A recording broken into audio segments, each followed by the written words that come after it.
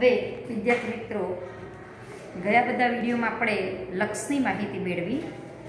આગળ હવે વિકલન જોઈએ. વિકલન શું છે એની વાત કરવાની છે.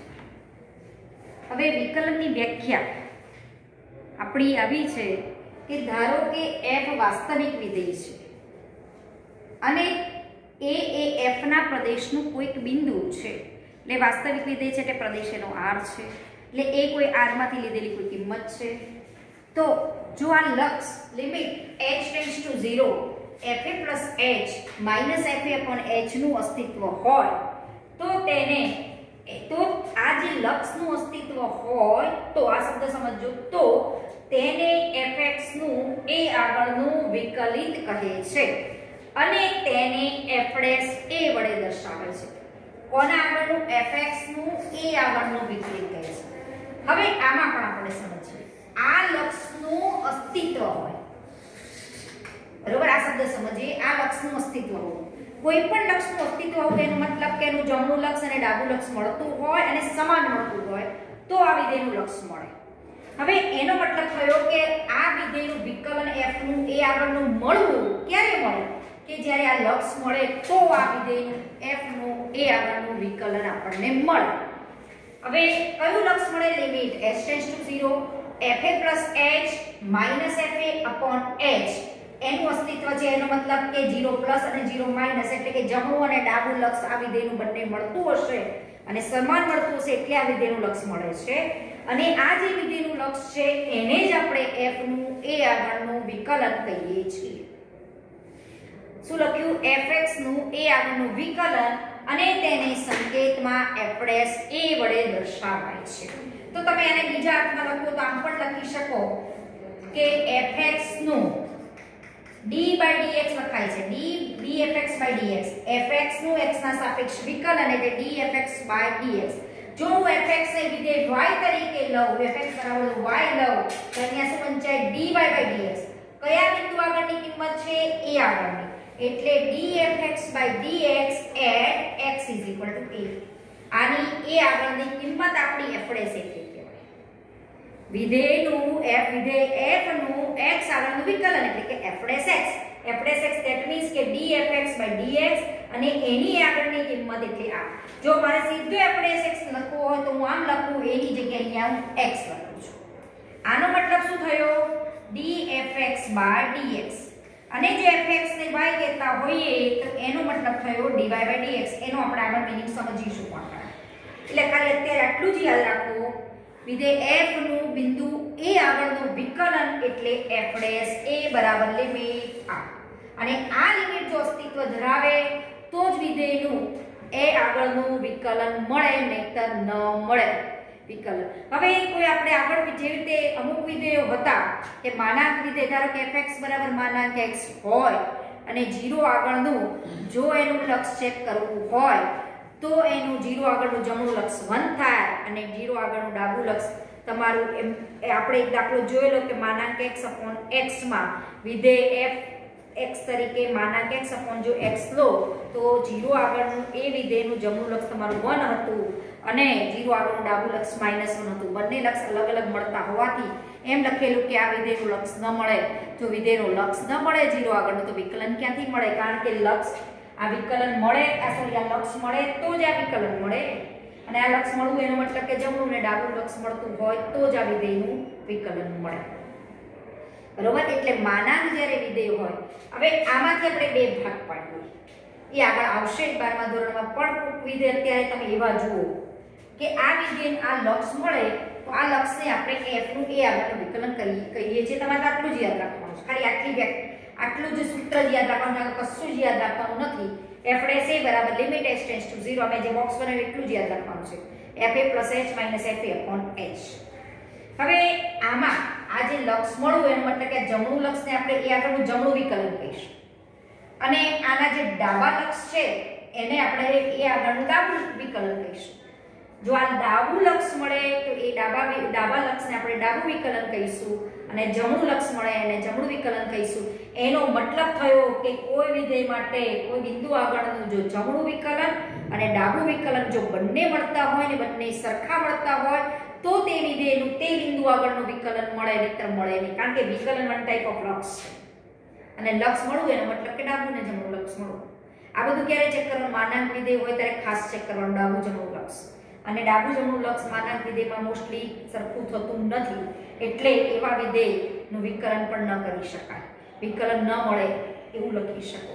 ધારો કે હું એમ કહું કે fx બરાબર માનાંક x upon x, એનું 0 આગળનું લક્ષ શોધો તો લિમિટ x ટેન્ડ્સ ટુ 0. હું એમ કહું કે આનું f0 આગળનું લક્ષ શોધો તો તમે શું કરો? આ માનાંક આવ્યું એટલે જમણું અને ડાબું બંને ચેક કરશો લક્ષ, તો limit x tends to 0 plus fx એટલે માનાંક x upon x, આનો મતલબ કે x ગ્રેટર ધેન 0, x ધન હોય તો માનાંક x x થાય, તો x upon x એટલે 1 થાય. તો આનું જમણું લક્ષ તમારું 1 થશે અને આ જ વિધેયનું તમે જો ડાબું લક્ષ શોધશો તો x less than 0 તો માનાંક x minus x upon x તો -1 થાય. તો આનું જમણું લક્ષ અને ડાબું લક્ષ બંને અલગ મળે છે. એટલે આવા વિધેય માટે તમારે આ સૂત્રમાં મૂકી જોવાનું. જો એનું જમણું લક્ષ અને ડાબું લક્ષ બે સરખું મળતું હોય તો જ તેવું વિધેય વિકલનીય છે તેમ કહેવાય અને તે બિંદુ આગળનું વિકલન અસ્તિત્વ ધરાવે છે એમ કહેવાય. બરાબર? ખાલી અત્યારે તમે આટલી વ્યાખ્યા યાદ રાખો. હવે જો એની જગ્યાએ હું ધારો કે x મૂકું તો આનું આ સૂત્ર બને. હવે આ સૂત્રની આ ચોપડીમાં તમને આ બે સૂત્ર આપેલા છે, પણ આ વધારામાં તમે આ સૂત્ર પણ ઘણી વખત જોશો. JEE ની એક્ઝામ આપતા હોય કે બીજી કોઈ રેફરન્સ બુકો સોલ્વ કરતા હોય તો તમને આવું સૂત્ર પણ જોવા મળશે. એ સૂત્રની પણ અહીંયા વાત કરી લઈએ. એ સૂત્ર આવ્યું ક્યાંથી? હવે જો અહીંયા તો તમને દેખાય જ છે. આ શું બતાવે છે? f વિધેયનું a આગળનું વિકલન, બિંદુ a આગળનું વિકલન. અને આ શું બતાવે છે? વિધેય f નું x ના સાપેક્ષ વિકલિત અથવા વિકલન કહો છો. હવે આ જ વિકલનની વ્યાખ્યા મેં આ રીતે લખી છે. આ લક્ષ મળવું એટલે જમણું ડાબું લક્ષ મળે તો આ વિધેયનું વિકલન મળે છે એમ કહેવાય. હવે અહીંયા જોઈએ આ આવ્યું ક્યાંથી? હવે હું અહીંયા જુઓ, ધારો કે આમાં જ x h બરાબર t લેતો, આદેશ x h બરાબર t, તો h ટેન્ડ્સ ટુ 0 મૂકો, h 0 તરફ જાય તેમ t ક્યાં તરફ જાય? x તરફ જાય, t ટેન્ડ્સ ટુ x. બરોબર? t tends to x. તો અહીંયા પણ તમે અહીંયા વિચારી શકો, જો h ને આ બંનેનું તફાવતના સ્વરૂપે લખવું તો આમ લખાય, આમ જ છે. અહીંયા પણ આ જ છે, પણ દેખાય છે ખાલી h. વાસ્તવમાં બંનેનો તફાવત છે. અહીંયા દેખવાનું આ રીતે છે, લખાય છે ખાલી h. તો એ જ વસ્તુનો આપણે ઉપયોગ અહીંયા કર્યો છે. x h બરાબર, ધારો કે હું અહીંયા t લઉં તો h ટેન્ડ્સ ટુ 0 હોય તો t ટેન્ડ્સ ટુ x. તો આની જગ્યાએ ft અને t x બરાબર શું થશે? અહીંયા x બરાબર થશે,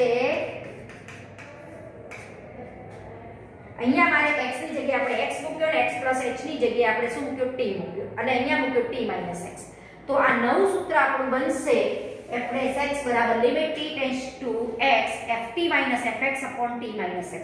હવે જોઈએ h ટેન્ડ્સ ટુ 0 એનો મતલબ કે x h tends to x લખી શકાય, બંને બાજુ x ઉમેરો એટલે આને આમ વંચાય કે અહીંયા ft fx upon t x. અને બીજું એક ધ્યાન રાખવાનું, જો f' એ હોય તો સામે t આવવું જોઈએ. f' x હોય તો અહીંયા x આવવું જોઈએ. અહીંયા f' x લખ્યો છે તો અહીંયા fx આવે. તો limit t tends to x ft fx upon t x.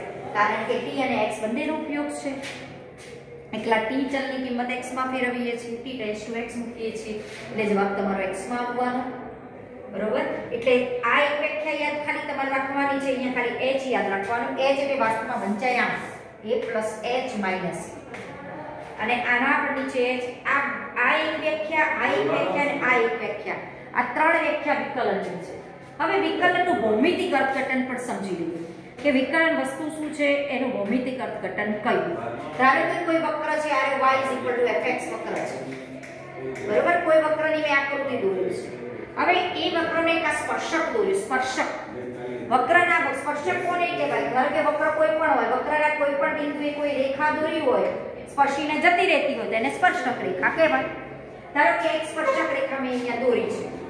હવે આ બિંદુ સપોઝ આટલું અંતર સપોઝ a છે, તો આ a ની આ બિંદુના યામ થશે આટલું x યામ a થશે અને અહીંયાથી y fx છે એટલે x તમે a અહીંયા મૂકો તો y યામ તમારો a fa થાય. એટલે આ બિંદુના યામ શું મૂક્યા? a fa. પછી ધારો કે કોઈક h અંતરે, ધારો કે અહીંયા a બિંદુ છે, કોઈક h અંતરે a h બિંદુ છે, તો એને સાપેક્ષ વક્ર ઉપર કોઈ એક બિંદુ q છે, તો q બિંદુનો એક્સિયમ થાય a h, એટલે આ q પણ એ વક્ર y fx પરનું છે, તો x તરીકે a h મૂકો તો y આમ f a h થાય, એટલે q બિંદુના આયામ કયા મૂક્યા f a h f a h. હવે અહીંયા ત્રિકોણ જુઓ, pqr ત્રિકોણ જુઓ, pqr ત્રિકોણ જુઓ. પછી આપણે આ વ્યાખ્યા જોયેલી છે કે f' એ બરાબર આ. હવે હું આની h જે છે એ 0 તરફ લઉં, એટલે આ બંને બિંદુ વચ્ચે ડિસ્ટન્સ છે 0 કરી દઈએ, તો p એ q, આ જે q બિંદુ છે p તરફ હશે. h → 0 કરો છો, આ અંતર નજીક લઈ જાઓ છો, બહુ ઓછું લઈ જાઓ, 0 ની નજીક લઈ જાઓ છો, તો q ક્યાં તરફ જાય? p બિંદુ તરફ આવે. તો એનો મતલબ થયો કે જે આ આપણું fa h fa શું બતાવતું હતું જુઓ, આટલું અંતર આપણું આખું fa h, આટલું અંતર fa, આટલું અંતર આખું fa h, આટલું અંતર a અને આટલું અંતર a h. તો જે fa h fa છે કે ક્યુઆર ડિસ્ટન્સ બતાવે, આખું અંતર fa h અને આટલું અંતર fa h માંથી fa બાદ કરો એટલે ક્યુઆર મળે, એટલે fa h fa ની જગ્યાએ આપણે ક્યુઆર મૂક્યો છે. અને h એટલે શું? a h a એટલે h મળે, a h h એટલે કેટલું અંતર થયું? pr જેટલું થયું. આને આમ વાંચવાનું h ને, એટલે fa h a એટલે pr જેટલું અંતર થયું. તો હવે તમે આને limit q tends to p qr/pr પણ લખી શકો. અને ફિઝિક્સમાં પ્રેક્ટિકલમાં આપણે શીખીએ છીએ ખરા કે આ ત્રિકોણ જો હોય તો qr/pr એ આ સ્પર્શક રેખાનો ઢાળ કહેવાય. આ qr એટલે આપણે આ કોનો ડિસ્ટન્સ, કોનો ડિફરન્સ હતો? fa h fa હતો. તે fa h એટલે શું? અહીંયા fa h fa બરાબર qr લખ્યો છે. તો આ આને તમે dy/dx પણ લખી શકો, y આનો તફાવત ભાગ્યા x આનો તફાવત સ્વરૂપે પણ વિચારી શકો છો. એટલે કે આ વાસ્તવમાં જે કોઈ વક્રનું વિકલન કરીએ છીએ એ વક્રના કોઈ બિંદુએ દોરેલા સ્પર્શકનો ઢાળ કહેવાય. આ ઢાળ મળે qr/pr એટલે ઢાળ કહેવાય. ઢાળ એટલે અહીંયા tan થીટા.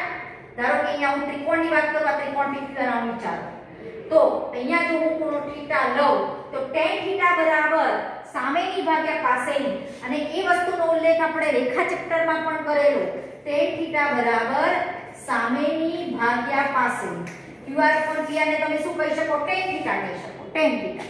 tan થીટા એટલે અહીંયા આપણે આગળ પણ વાત કરેલી કે આ રેખા એ વાસ્તવમાં આ રેખા જુઓ, વિચારો કે આ રેખા pq, આ જો થીટા ખૂણો હોય તો આ ખૂણો પણ થીટા હોય. તો કોઈ રેખા x અક્ષની ધન દિશા સાથે ઘડિયાળના કાંટાની વિરુદ્ધ દિશામાં જે ખૂણો બનાવે એને તો આપણે જોક કહીએ છીએ, અને એ જોકના tan મૂલ્યને તે રેખાનો ઢાળ કહીએ છીએ. તો આ વાસ્તવમાં આ જો tan થીટા હોય તો આ tan થીટા, આ થીટા સરખો થવાનો. તો આ tan થીટા એટલે શું મળે? qr/pr. અને tan થીટાને આપણે રેખાનો ઢાળ કહીએ છીએ, ઢાળને આપણે m કહીએ છીએ. તો વાસ્તવમાં શું થઈ ગયો? આ ઢાળ થયો. dy/dx એટલે રેખાનો ઢાળ થયો, બરોબર. એટલે આનું ભૌમિતિક અર્થઘટન વિકલનનું સમજવું હોય તો તમે આ રીતે પણ સમજી શકો. ફરીથી એક વખત જોઈ લો, આ ત્રિકોણ pqr માં tan થીટા એટલે સામેની ભાગે પાસેની થઈ. તમે આ ધારો કે આ ઢાળ શોધવું હોય તો આ ધારો કે રેખા છે, આમ આ રેખાને વિચારો, ઢાળ એટલે શું? આ ભાગ્યા આ અંતર ભાગ્યા અંતર એટલે ઢાળ થાય, બરોબર. રેખાનો ઢાળ હંમેશા કેવી રેખાનો ઢાળ વ્યાખ્યાયિત થાય? ત્રાસી રેખા. ત્રાસી રેખા હોય તો જ ઢાળ મળે. આગળ જોઈએ કે શિરોલંબ એટલે કે ઊભી રેખા હોય તો એનો ઢાળ તો અવ્યાખ્યાયિત છે, અને સમક્ષિતિજ રેખા હોય તો એનો ઢાળ શૂન્ય છે. તો ઢાળ વ્યાખ્યાયિત થવા માટે કંઈક ને કંઈક ઢાળ મેળવવા માટે રેખાને ત્રાસી હોવી જરૂરી. તો જોઈએ ત્રાસી રેખા છે કે જે x અક્ષની ધન દિશા સાથે થીટામાં ખૂણો બનાવે, એના tan મૂલ્યનો તો આપણે આગળ વાત કરી રેખામાં કે એના tan મૂલ્યને રેખાનો ઢાળ કહેવાય. આ tan થીટા જ છે, તો tan થીટા આ રેખાનો ઢાળ ના કહેવાય, તે f' એ રેખાનો ઢાળ છે. અને વાસ્તવમાં f' એટલે શું? એ કોઈ વક્ર હોય, એ વક્રના કોઈ બિંદુએ દોરેલો જે સ્પર્શક છે એ સ્પર્શક રેખાનો ઢાળ એ જ આપણા આ સ્પર્શક રેખાનો ઢાળ જ છે વિકલન, બરોબર. એને ભૌમિતિક રીતે જોવું હોય તો આ રીતે આપણે એને સમજી શકીએ. અને વ્યાખ્યા આપણે ખાલી આટલી યાદ રાખવાની છે. શું યાદ રાખશો? f' એ બરાબર, આ કઈ યાદ નથી રાખવાનું, ખાલી આ યાદ રાખવાનું. પણ આમાં એક વસ્તુ સમજવાની, આ લક્ષ મળવું એટલે આનું જમણું લક્ષ અને ડાબું લક્ષ મળે તો આ લક્ષ મળે. જમણા લક્ષને આપણે જમણા વિકલન તરીકે ઓળખીશું, ડાબા લક્ષને ડાબા વિકલન તરીકે ઓળખીશું. ધારો કે અહીંયા હું 0 પ્લસ લખું તો આને જમણું વિકલન બોલાય, અને ડાબું લક્ષ કરું તો આને ડાબું વિકલન કહેવાય. આ બંને મળવા જોઈએ, સમાન મળવા જોઈએ, તો તે વિધેયનું આગળનું વિકલન મળે, નહીતર મળે નહીં. બરોબર, પહેલા આટલું યાદ રાખો, આ લક્ષ મળે. લક્ષ તો આપણે આગળ જોયું, લક્ષ ક્યારે મળે એ આગળ આમાં જ આવી જશે. એટલે શબ્દ લખ્યો લક્ષનું અસ્તિત્વ. બધા જ વિધેયના લક્ષનું અસ્તિત્વ નથી હોતું, એટલે આ શબ્દ વાપર્યો છે. અસ્તિત્વ હોય અને આ અસ્તિત્વ હોય તો આ જ લક્ષને આપણે વિકલન કહીએ છીએ, f નું a આગળ. એટલે ટૂંકમાં આને જો લખવું હોય સંકેતમાં તો dfx/dx at x = a. બિંદુ a આગળનું વિધેય f નું વિકલન કહેવાય. અને વિકલન એટલે આ લક્ષ છે, એટલે આપણે લક્ષ આગળ શીખ્યા. અને આ રીતે આ લક્ષ અને આ તમારે ખાલી વ્યાખ્યા યાદ રાખવાની. હવે આ સૂત્ર આપણે આવતું નથી ચોપડીમાં, પણ ઘણી વખત MCQ માં આનો ઉપયોગ કરીને પૂછ્યું હોય છે. એ આપણે જોયું કઈ રીતે આવ્યું. આમાં મેં x + h ની જગ્યાએ t આદેશ લઉં એટલે આ સૂત્ર બની જાય, એ પણ આપણે જોયું. એટલે આ વ્યાખ્યાની મદદથી તમને કોઈ વિધેય માટે વિકલન આ છે એવું સાબિત કરો તો તમારે આ સૂત્ર ત્રણમાંથી ગમે તે એક સૂત્રની મદદથી તમે સાબિત કરી શકો. બરોબર, એના દાખલા તમને ઉદાહરણમાં પણ આપેલા છે. લગભગ ઉદાહરણ 8, 9, 10 અને 11 એ તમને કીધું છે કે કોઈ વિધેય આપ્યું હોય અને કોઈ બિંદુ આગળનો વિકલિત શોધો, એટલે આપણે આ વ્યાખ્યાની મદદથી એનું વિકલિત શોધીશું. આને શું કહેવાય? વિધેય f નું a આગળનું વિકલન, એટલે f'(a). અને જો હું fx ને y કહું તો આને dy/dx પણ બોલાય at x = a. dy/dx at x = a અથવા dfx/dx at x = a. dfx/dx એટલે f'(x). અને a આગળની x ની જગ્યાએ જો હું a મૂકું તો at x = a કહેવાય. આને આટલી વસ્તુ સમજજો અને આ ખાલી વ્યાખ્યા યાદ રાખજો. આ એનું ભૌમિતિક અર્થઘટન છે. ભૌમિતિક રીતે વિકલન તમારે સમજવું હોય તો આ, અને વ્યાખ્યાની રીતે આ રીતે છે. આપણું વ્યાખ્યાની રીતે સમજતો એટલે બહુ છે આપણે. અને આ વસ્તુનો ઉપયોગ 12મા ધોરણમાં થશે અને આપણે રેખા ચેપ્ટરમાં શીખેલા છીએ રેખાનો ઢાળ કઈ રીતે મળેલો છે. એટલે આ રેખા આ રીતે એનું મૂલ્ય કહેવાય. dy/dx એટલે tan θ કહેવાય. અને ફિઝિક્સમાં તમે પ્રેક્ટિકલ લગભગ શીખ્યા નથી, પણ ઢાળ એ વખતે શોધવાનો હોય તો આપણે આ રીતે જ શોધીએ છીએ ઢાળ. બરોબર, એટલે વાસ્તવમાં કોઈ પણ બિંદુ આગળ તમે કોઈ વક્રનો સ્પર્શક દોરો ને તો એ જે સ્પર્શક તે જે વક્ર હોય ને fx બરાબર એનો વિકલન કરો ને x ને સાપેક્ષ, જે f'(x) મળે ને એ વક્રના કોઈ બિંદુએ દોરેલા સ્પર્શકનો ઢાળ જ છે. એ વસ્તુ ક્લિયર રાખજો. હવે વ્યાખ્યાની મદદથી આપણને કેટલાક ઉદાહરણ છે એ તો આપણે સ્વાધ્યાયમાં પણ છે એ વખતે જોઈશું. હવે કેટલાક વિકલનના ગુણધર્મો તમારે યાદ રાખવાના છે અને એ ગુણધર્મો એમને નથી આયા, જે આપણે વ્યાખ્યા સમજ્યા છીએ એ વ્યાખ્યાના ઉપયોગથી જ આપણે સાબિત કરેલા છે. સાબિતી આપણે કરવાની નથી, પણ ગુણધર્મો યાદ રાખવાના છે. વિકલનના ગુણધર્મો જેવી રીતે લક્ષના ગુણધર્મો હતા કે બે વિધેયનો સરવાળો હોય બાદ લક્ષ હોય તો સરવાળાની અંદર લક્ષ આપી શકો, બાદબાકીમાં આપી શકો, ગુણાકારમાં આપી શકો, ભાગાકારમાં અલગ અલગ લક્ષ આપી શકાય. પણ વિકલનમાં થોડાક નિયમો સ્લાઇડ અલગ છે ગુણાકાર ભાગાકાર માટે, એ જોવાના છે. કેટલાક ગુણધર્મો જોઈ લઈએ. આ ગુણધર્મો યાદ રાખજો, 11, 12 બંનેમાં ઉપયોગી છે. ધારો કે કોઈ વિધેય f છે fx અને કોઈ વિધેય gx છે, બંનેનો સરવાળો છે અને એનું x ના સાપેક્ષ મારે વિકલન કરવું છે, તો તમે અલગ અલગ વિકલન કરી શકો, વિકલન આપી શકો. વિધેય દરેક વિધેયને વિકલન આપી શકો. જેવી રીતે સરવાળામાં છે એવી જ રીતે બાદબાકી માટે પણ આ કામ કરી શકો. વિકલન અંદર દરેક વિધેયને આપી શકો. પણ જો ગુણાકાર હોય, કોઈ બે વિધેયો છે ધારો કે fx અને gx, બે ગુણાકાર સ્વરૂપે આપેલા વિધેયો છે અને એનું ધારો કે આ x ચલના વિધેયો હોય અને તેનું x ના સાપેક્ષે વિકલન કરવાનું હોય તો કોઈ એક વિધેય એમના એમ રાખવાનું અને બીજા વિધેયનું વિકલન વત્તા, ધારો કે મેં પહેલું વિધેય એમના એમ રાખ્યું, બીજા વિધેયનું વિકલન, હવે બીજા વિધેયને એમના એમ રાખવું અને પહેલા વિધેયનું વિકલન કરી શકો.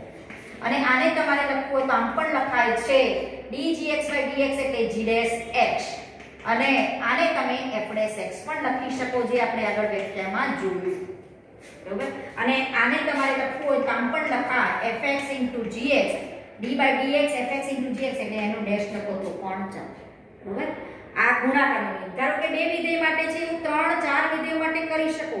ગમે તે એક વિધેયનું જ વિકલન કરવાનું થશે. ધારો કે 3 વિધેય છે fx, gx ને hx, તો મારે ધારો કે f અને g એમના એમ રાખ્યા તો d/dx hx કરવા, એકનું જ વિકલન કરવાનું, બીજા બાકીના એમના એમ.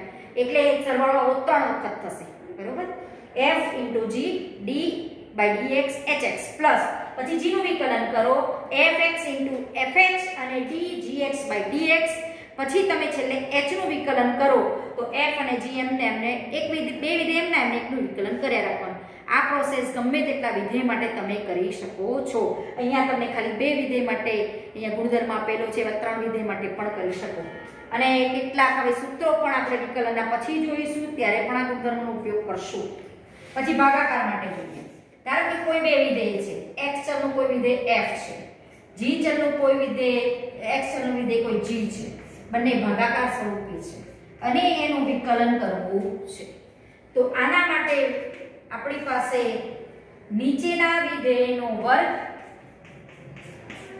નીચેનું વિધેય m નું m ઉપરના વિધેયનું વિકલન માઈનસ ઉપરનું વિધેય એટલે કે fx અંશનું વિધેય fx m નું m અને નીચેના વિધેયનું વિકલન બે વિધેયનો ભાગાકાર હોય અને વિકલન કરવાનું હોય બંને x ચલના વિધેય અને x ના સાપેક્ષ વિકલન કરવાનું હોય તો આ ગુણ તમારે આ યાદ રાખવાનું આ રીતે ભાગાકારમાં તમે વિકલન કરવાનું ગુણાકારમાં સરવાળા બાદબાકીમાં તો અંદર આપી દેવાનું જે રીતે લક્ષમાં હતું એમ જ ભાગાકાર અને ગુણાકારમાં આ યાદ રાખવાનું અને આ જે છે એ એના સૂત્રની મદદથી જ સાબિત કરેલું છે એ એમનેમ છે નહીં પણ આપણે આ જે છે બધાનું સાબિતી વગર આપણે એનો ઉપયોગ દાખલામાં કરવાનો છે આ બે ગુણધર્મ ખાસ યાદ રાખજો આ તો આવડી જશે આ બે વ્યાખ્યા કહો કે ભાગાકારની વ્યાખ્યા કહો ગુણધર્મ કહો આટલું યાદ રાખવાનું છે બસ બે વિધેયનો ભાગાકાર હોય અને વિકલન કરવું હોય તો આ મગજમાં હોવું જોઈએ શું યાદ રાખશો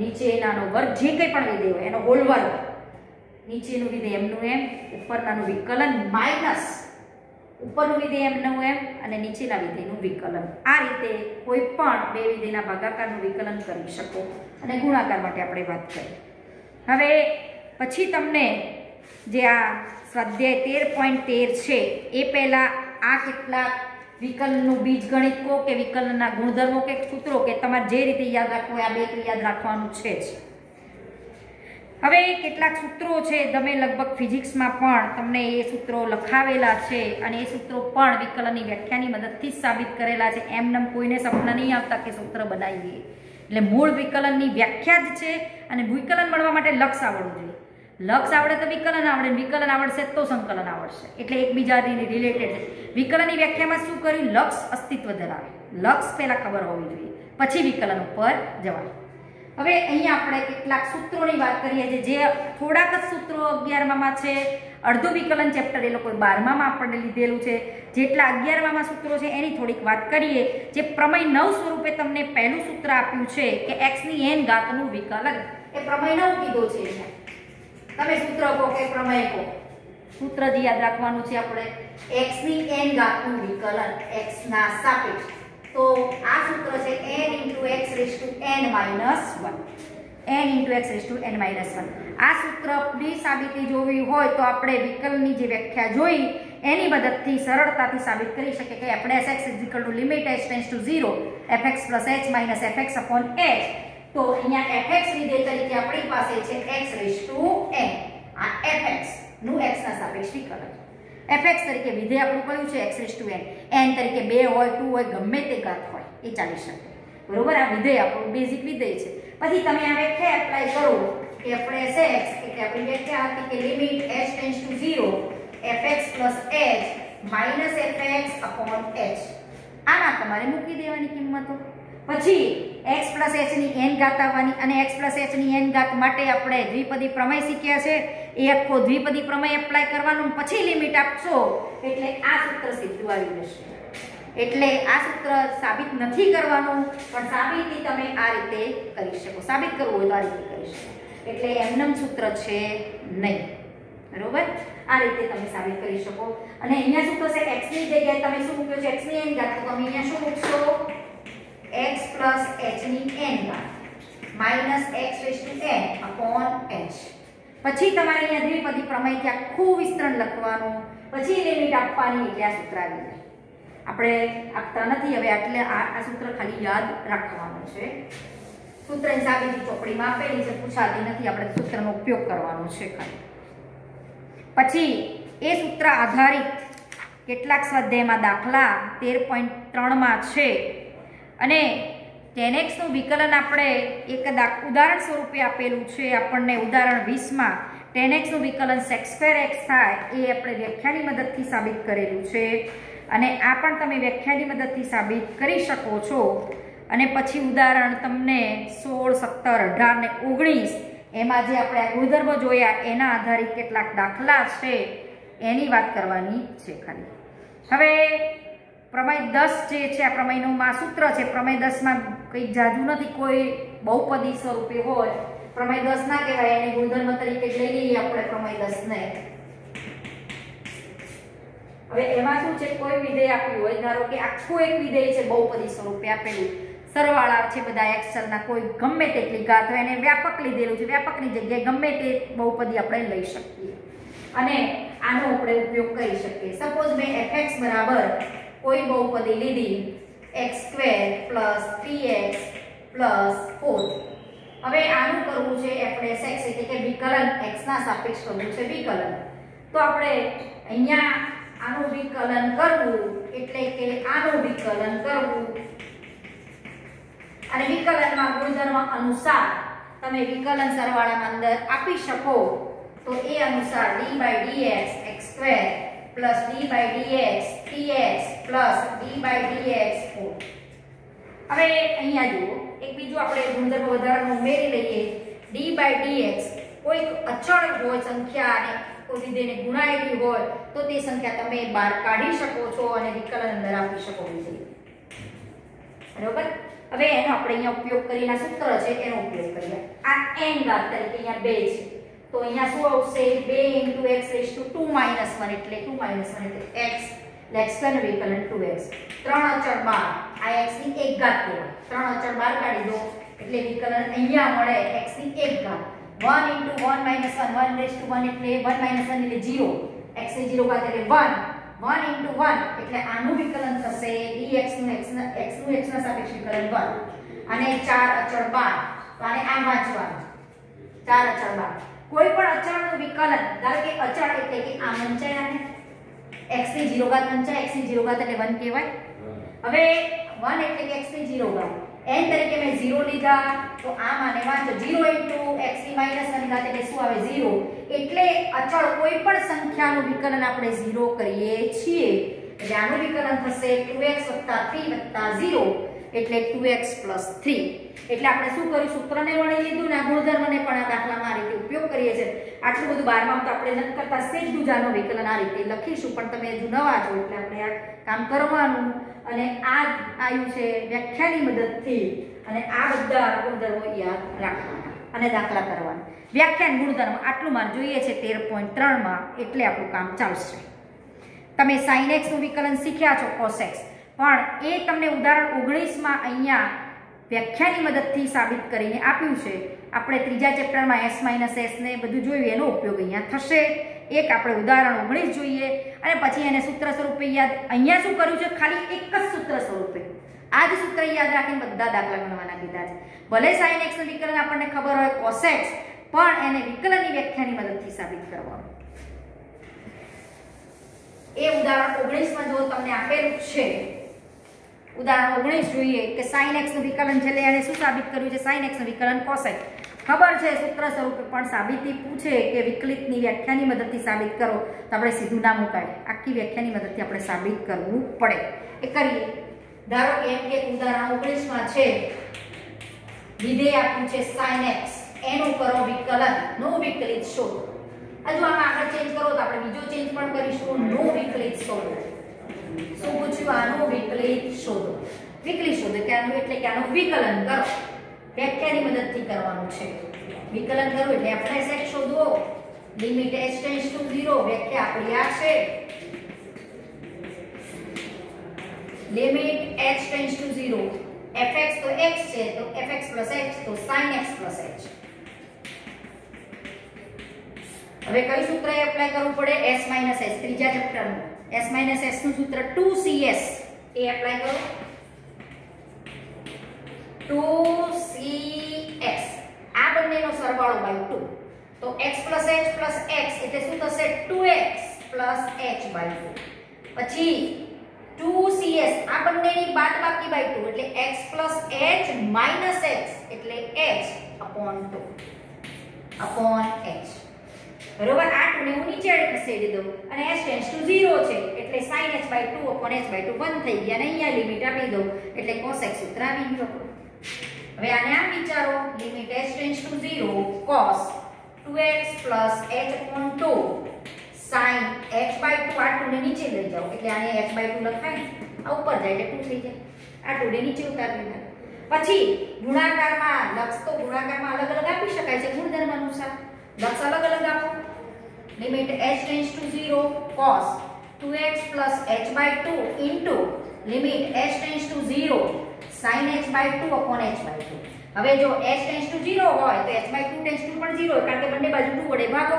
તો 0 by 2 એટલે 0 ને h by 2 અને અહીંયા લિમિટ આપો બંનેને લિમિટ અલગ અલગ આપો તો અહીંયા h ટેન્ડ્સ ટુ 0 મૂકો એટલે cos 2x by 2 એટલે cos x અને આ તો આપણે આગળ લક્ષમાં સૂત્ર જોયેલું છે કે limit x tends to 0 sin x upon x1 તો limit h by 2 tends to 0 sin h by 2 upon h by 2 પણ 1 એટલે આ શું જવાબ આવ્યો cos x એટલે એનો મતલબ થયો કે sin x નું વિકલન શું થાય cos x એટલે જ આપણે લખીએ છીએ કે d by dx sin x બરાબર cos x એ સૂત્ર વિકલનની વ્યાખ્યાની મદદથી આપણે સાબિત કર્યું છે અને આ સૂત્ર પણ વ્યાખ્યાની મદદથી આપણે સાબિત કરી શકીએ બધા સૂત્રો સાબિત થાય એવી રીતે તમે ધારો કે અહીંયા cos x નું વિકલન પણ તમે જાતે કરી શકો તો અહીંયા શું મૂકવાનું cos x plus h cos x c minus c નું સૂત્ર એપ્લાય કરો -2ss અને એ સૂત્રની મદદથી કરશો તો તમે cos x નું વિકલન -sin x મળશે એટલે તમે જાતે કરજો આટલું જેવું મેં sin x માં કર્યું એવું જ તમારે શેમાં કરવાનું cos x માં કરવાનું હા હવે આગળ ખાલી tan x નું સૂત્ર પણ તમે આવી રીતે જાતે કરજો ઉદાહરણ 20 માં છે એ પણ કરી શકશો ઉદાહરણ 20 અને 21 કરજો જાતે આવતી વખતે સ્વાધ્યાય 13.3 ના આપણે દાખલા કરશું બરાબર